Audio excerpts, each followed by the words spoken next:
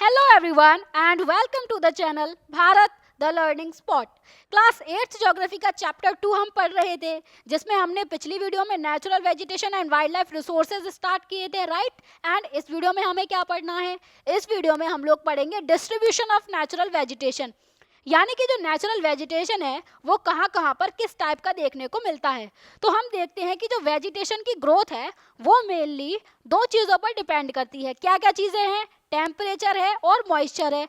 यानी कि टेम्परेचर और मॉइस्चर अगर अच्छे खासे हैं, ज़्यादा हैं, तो वहाँ पर पेड़ पौधे जो है नेचुरल वेजिटेशन है वो अच्छा खासा मिलेगा। लेकिन अगर टेम्परेचर मॉइस्चर कम है तो वेजिटेशन नहीं मिलेगा वहाँ पर। इस तरह से वेजिटेशन डिपेंड करता है इन दोनों चीज़ों पर, ठीक है। तो मेजर वेजिटेशन टाइप जो है वर्ल्ड के, उनको हमने कुछ ग्रुप्स में डिवाइड कर लिया। क्या क्या ग्रुप्स? पहला ग्रुप हो गया फॉरेस्ट्स, यानी कि कुछ इस तरीके से फॉरेस्ट हो जाते हैं, ठीक है। दूसरा वेजिटेशन में क्या है? ग्रासलैंड से, घास के मैदान है। स्क्रब्स जो है वो इस तरीके से झाड़ियाँ होती हैं, जहाँ पर पानी की कमी होती है वहाँ पर झाड़ियाँ इस तरह से उगाती हैं। और टुंड्रा वेजिटेशन होता है, जो ठंडे रीजन्स होते हैं वहाँ पर टुंड्रा वेजिटेशन देखने को मिलता है, यानी कि बिल्कुल छोटे छोटे जो हैं वो पौधे निकल आते हैं। तो क्योंकि वहाँ पर क्या है, टेम्परेचर कम है, इसीलिए वहाँ पर बड़े बड़े पौधे नहीं होते, राइट। तो जहाँ पर हैवी रेनफॉल होती है वहाँ पर बहुत बड़े बड़े जो हैं वो ट्री देखने को मिलते हैं, बहुत घने ट्रीज देखने को मिलते हैं, ठीक है। तो इस तरीके के जो फॉरेस्ट हैं वो एसोसिएटेड है विद एरियाज जहाँ पर एबंडेंट वाटर सप्लाई हो, यानी कि बहुत सारा जो है वो पानी है अगर वहाँ पर, तो वहाँ पर बहुत बड़े बड़े पेड़ देखने को मिलते हैं, ठीक है। और as the amount of moisture decreases, अगर मॉइस्चर का अमाउंट डिक्रीज होता है, ठीक है, तो ट्रीज का जो साइज है ना वो भी कम होने लगता है और उनकी डेंसिटी भी कम होने लगती है। डेंसिटी जैसे कि एक पेड़ है बिल्कुल इतना बड़ा, ठीक है, ये है इसकी डेंसिटी। अगर ज़्यादा बारिश है तो इस तरीके का बड़ा पेड़ होगा, लेकिन क्या है, अगर वहाँ पर मॉइस्चर कम है, बारिश कम है, तो इस तरीके से छोटा ही पेड़ होता है, उसकी डेंसिटी कम हो जाती है, ठीक है। और जो शॉर्ट स्टंटेड ट्रीज होते हैं, बिल्कुल छोटे छोटे जो पेड़ होते हैं, एंड जो ग्रासेस होती हैं वो किन रीजन्स में ग्रो करती हैं? जहाँ पर मॉडरेट रेनफॉल होती है, ठीक है, थोड़ी बहुत बारिश हो रही है तो वहाँ पर घासें, छोटे छोटे पेड़ ये उग आते हैं, इससे ग्रासलैंड्स फॉर्म होते हैं। जो हमने ये देखे इस तरह से छोटे छोटे ये पेड़ भी हैं, ग्रासेस भी हैं, राइट। तो ये कहाँ पर होते हैं? जहाँ पर थोड़ी बहुत मॉडरेट रेनफॉल होती है, और ज़्यादा रेनफॉल होगी तो वहाँ पर बड़े बड़े पेड़ होंगे, जैसे ये हमने देखे बड़े बड़े बिल्कुल घने पेड़ हैं जहाँ पर जगह भी नहीं है थोड़ी भी, है ना। तो और फिर जो है, अगर और रेनफॉल कम हो जाती है तो थॉर्नी श्रब्स एंड स्क्रब्स जो हैं वो ड्राई एरियाज में ग्रो होते हैं। ड्राई एरियाज जहाँ पर रेनफॉल कम होती है ना। तो यानी कि ये हम रेनफॉल के पर्सपेक्टिव में देख रहे हैं। ज़्यादा रेनफॉल तो उतने ही बड़े ट्रीज, उससे मॉडरेट रेनफॉल तो छोटे छोटे ट्रीज एंड ग्रासलैंड्स डेवलप हो जाते हैं।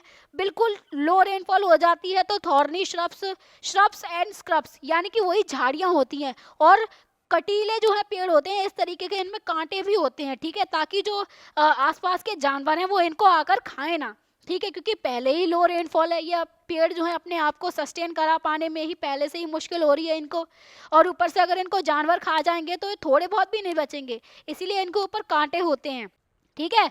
तो इस तरीके के एरियाज में प्लांट्स की जो है ना वो डीप रूट्स होती हैं, यानी कि अंदर तक ज़मीन में उनकी रूट्स जाती हैं, ताकि जो ज़मीन में से पानी जो है उसको एब्जॉर्ब कर सके, क्योंकि ऊपर से रेनफॉल तो हो नहीं रही है, तो इनकी रूट्स जो है वो डीप होती हैं, ठीक है।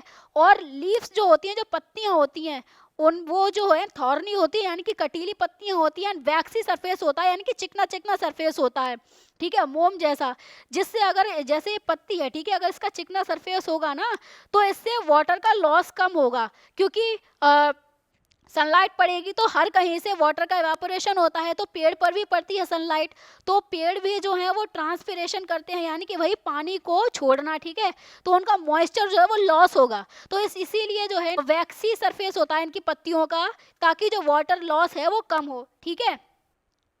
और टूंड्रा वेजिटेशन की बात करें, जो कोल्ड पोलर रीजन्स में देखने को मिल जाएगा। कोल्ड पोलर रीजन्स कौन से होते हैं?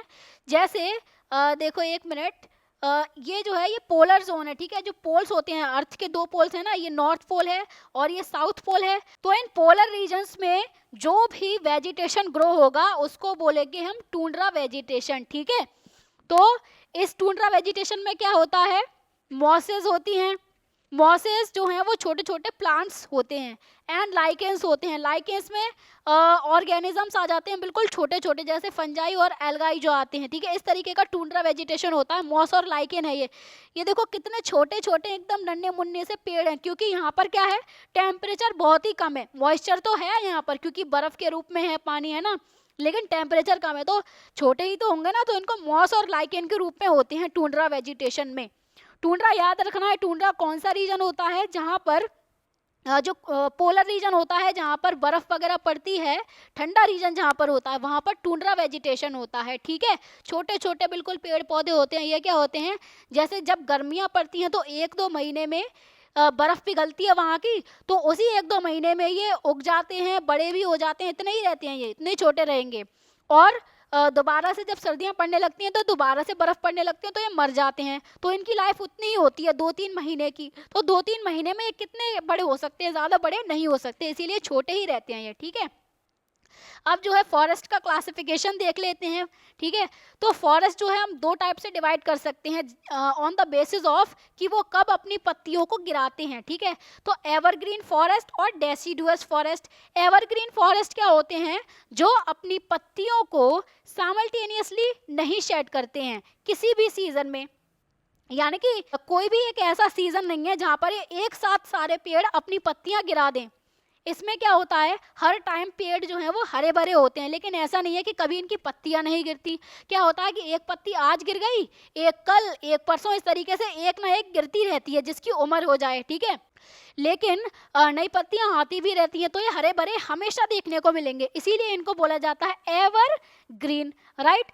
इसके एग्जाम्पल क्या हो सकते हैं, महोगनी, रोजवुड और पाइन। ये हमेशा हरे भरे ही देखने को मिलेंगे, कभी भी अपनी पत्तियां जो है वो एक साथ नहीं गिराएंगे। ये बात है इनमें कि कोई भी सीजन नहीं है। लेकिन वही डेसिडुअस फॉरेस्ट की बात करें तो ये अपनी लीव्स को कब शेड करते हैं, एक पर्टिकुलर सीजन होता है इनका, ठीक है। तो उस सीजन में एक साथ अपनी सारी पत्तियों को ये गिरा देते हैं, जिससे जो मॉइस्चर का लॉस है उसको ये बचा सकते हैं, क्योंकि पत्तियों से मॉइस्चर का लॉस होता है ना। जैसे हमने अभी देखा था, जो वैक्सी सरफेस होता है पत्तियों का, वो क्यों होता है, क्योंकि मॉइस्चर का लॉस कम हो सके। तो इसीलिए डेसिडुअस फॉरेस्ट क्या होते हैं, मतलब इनको पानी भी मिल रहा है लेकिन एक पर्टिकुलर सीजन में मिलता है। लेकिन एक सीजन ऐसा आता है जब पानी की कमी होने लगती है, तो ये पेड़ क्या करते हैं, अपनी पत्तियों को ही गिरा देते हैं, जिससे मॉइस्चर का ही लॉस नहीं होगा, ठीक है। और मॉइस्चर का लॉस ट्रांसपिरेशन के थ्रू ही होता है। ट्रांसपिरेशन एक प्रोसेस है जो पेड़ों से होता है, मॉइस्चर का लॉस होना वही ट्रांसपिरेशन होता है, सिंपल सी लैंग्वेज में, ठीक है। तो डेसिडुअस के एग्जांपल क्या है, टीक, साल, ओक, ये डेसिडुअस फॉरेस्ट के एग्जांपल हैं, ठीक है। नेक्स्ट जो है वो ये एवरग्रीन और डेसिडुअस दोनों टाइप के जो फॉरेस्ट हैं, इनको हम और क्लासिफाई कर सकते हैं लोकेशन के बेसिस पर, ट्रॉपिकल और टेम्परेट में, ठीक है, डिफरेंट डिफरेंट लैटिट्यूड्स में। इसको थोड़ा मैप पर समझते हैं। कुछ लैटिट्यूड्स होते हैं अर्थ पर, ठीक है, जो प्रीवियस क्लासेस में पढ़ाई होगा आप लोगों ने। एक होता है 0 डिग्री, जिसको हम बोलते हैं इक्वेटर, ठीक है।